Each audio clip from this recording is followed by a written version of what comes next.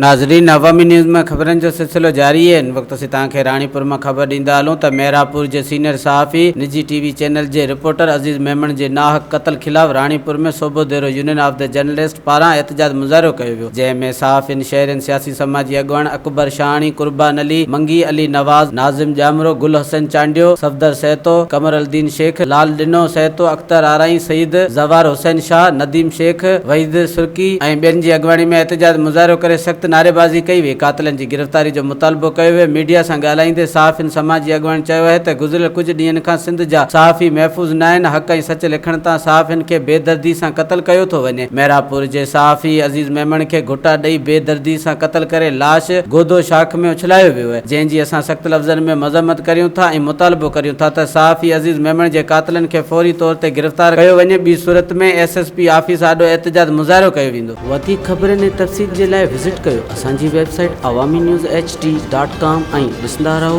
Awami news HD।